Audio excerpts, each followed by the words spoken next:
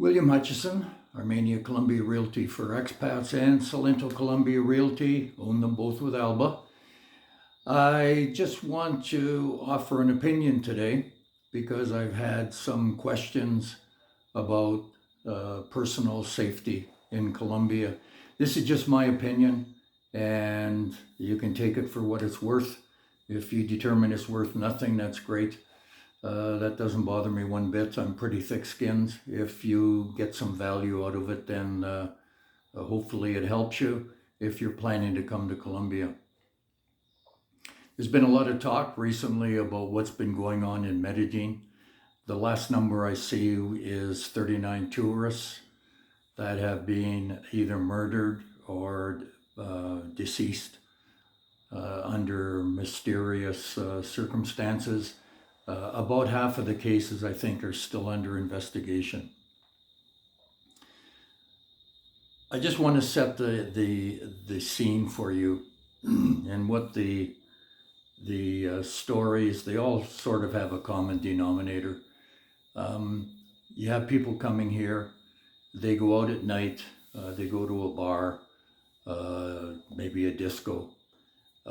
They have a couple of drinks. A young chickie poo across the room makes eyes at them. They end up dancing, having a couple more drinks, and she invites them back to her place. They leave. The guy thinks he's going to get lucky, but lo and behold, half a block down the street, there's 4 guys that are waiting to have what I could term politically a discussion.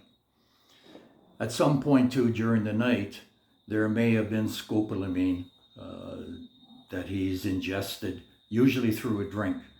Now everyone relates that to the girl putting it into his drink, but it could be the bartender.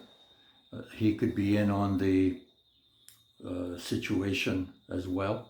It doesn't necessarily have to be her that's put the drug into drink or maybe even into food. It's odorless and tasteless. So it's a great method for people that are up to no good to incapacitate someone. Scopolamine is a drug that the indigenous people use as an anesthetic. So it's very easy to get overdose too. I've read a couple of articles where the people have gone back to their hotels very disoriented, and they've been found dead in the morning. In the right dose, it leaves you memorily less. You don't know what's gone on the night before. You find out in the morning everything's gone, and they've probably cleaned out your bank account through the ATM, but you can't remember who did it, how they did it, those sorts of things. The problem that I have with all of this is these people are doing things that they wouldn't do in their hometown. And they come here where they have a language barrier, a cultural barrier. They have no idea what's going on. Could be their first or second or third trip to Colombia, but they really don't know the country. And my point is, would they do this in East St. Louis? No. Would they do it in Philadelphia? No. Would they do it in Atlanta? No. Would they do it in Seattle? No.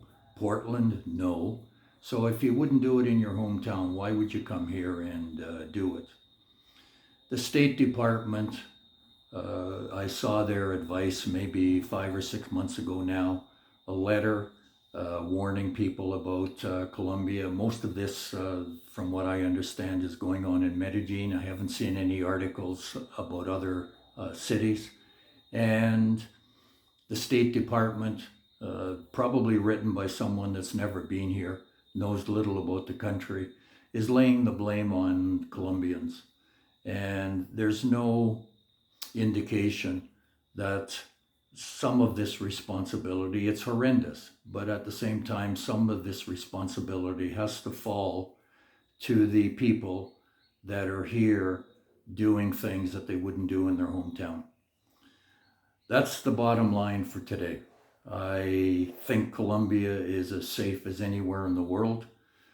You can go to church here and school and celebrate a birthday without someone walking in and wounding and killing multiple people.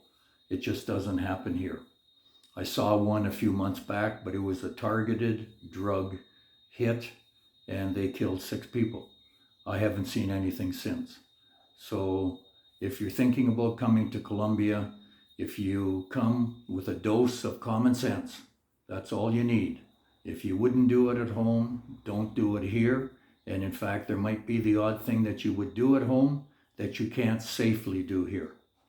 I'll leave all of that with you. Please comment, please subscribe. It helps get the information out to other people. That's the video for today. William Hutchison.